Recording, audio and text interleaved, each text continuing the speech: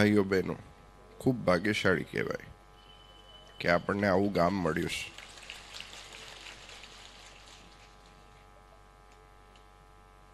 સ્વામિનારાયણ ભગવાને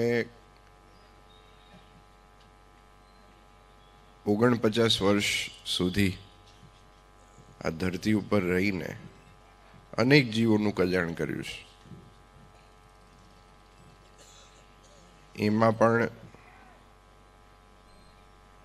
અમુક ગામડા ઉપર મહારાજને વિશેષ પ્રેમ હતો કે જ્યાં અનેક વખત પધાર્યા હોય. સિયાણી આપણા એ અમુક ગામમાંથી એક છે અને આપણે બહુ ભાગ્યશાળી છે કે આપણને દિવસે ને દિવસે અહીંયા સત્સંગ વધતો જોવા મળે છે.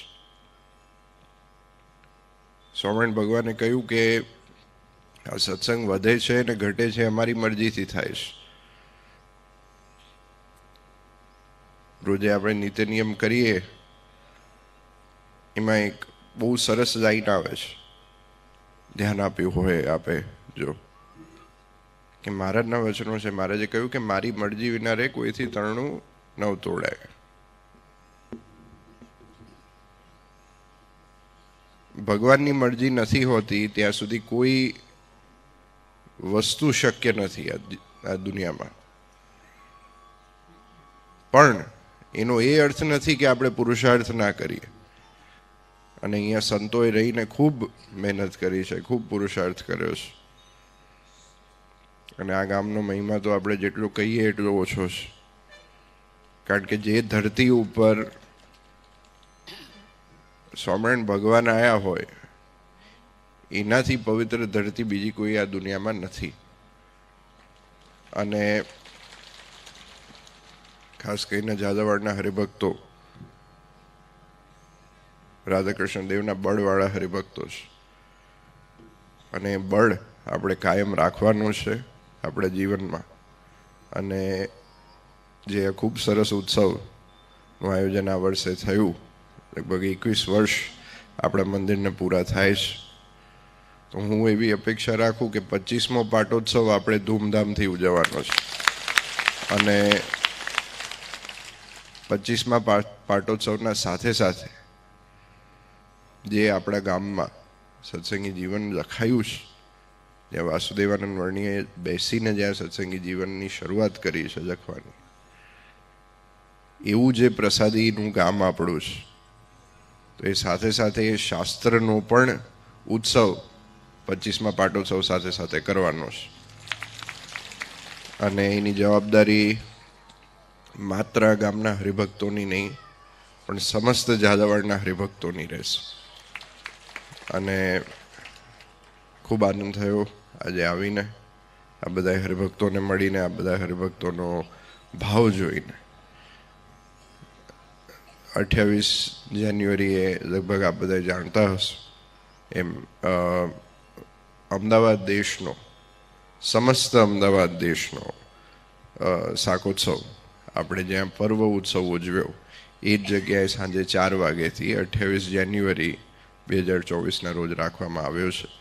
તો એ શાકોત્સવમાં પણ આપ બધાએ જરૂરથી જોડાજો. અને અમારું ખાસ આમંત્રણ છે, કારણ કે આપણે મૂળીના હોઈએ કે પછી ભુજના હોઈએ કે ઉત્તર ગુજરાતના ગમે તે ગામડાના હોઈએ કે પંચમહાલના હોઈએ, અંતે આપણે બધાએ નરનારાયણ દેવ દેશના છે. એ ક્યારેય ભૂલવું નહીં. કારણ કે સ્વામિનારાયણ ભગવાને 2 દેશ ગાદીની સ્થાપના કરી, ઉત્તર વિભાગ ને દક્ષિણ વિભાગ. ઉત્તર વિભાગ એ નરનારાયણ દેવ દેશ અને દક્ષિણ વિભાગ લક્ષ્મીનારાયણ દેવ દેશ. એ 2 ગાદી સિવાય બીજું ત્રીજી કોઈ ગાદી છે નહીં. અને એ વસ્તુ આપણે કાયમ ધ્યાનમાં રાખવી. કારણ કે ઘણી બધી આ જગત જેમ જેમ બધું ટેકનોલોજી આગળ વધતી જાય છે, જેમ સમય વધતો જાય છે, એમાં આપણને ભ્રમિત કરવાવાળા લોકો પણ વધતા જાય છે. અને ખોટી દિશા બતાવનારા લોકો સાચી દિશા બતાવનારા લોકોથી વધારે છે. તો આપણે આવા સમયમાં સ્વામિનારાયણ ભગવાને જે આપણને સિદ્ધાંત આપ્યા છે, સ્વામિનારાયણ ભગવાને જે આપણને સમજણ આપી છે, એને વળગીને રહીએ, બીજું કંઈ નથી કરવાનું. સ્વામિનારાયણ ભગવાન આપણા બધા માટે મોક્ષનો માર્ગ એટલો સહેલો કરી દીધો છે. અમુક વખત માણસને ટેવ પડી જતી હોય છે મહેનત કરવાની, પણ સ્વામિનારાયણ ભગવાન એમ ઇક્વેશનમાંથી મહેનત જ કાઢી નાખીશ. મહેનત નથી કરવાની તમારે. અમે જે 212 શ્લોકની શિક્ષાપત્રી આપી, અમારી જે પરાવાણી વચનામૃત, અમારા શાસ્ત્રો છે, અમારી વાણી છે, એવું મહારાજે કહ્યું છે. એવા સત્સંગી જીવન, સત્સંગી ભૂષણ આદિ શાસ્ત્રો અને મહારાજે સ્વહસ્તે લિખિત દેશ વિભાગનો લેખ, આ બધી જ વસ્તુઓ આપણને મહારાજે આપી દીધેલી છે. થાળીમાં પીરસાઈ ગયું છે, ખાલી ખાવાનું છે. આપણે એ કોળીઓ મોઢામાં નાખવાની ખાલી વાર છે.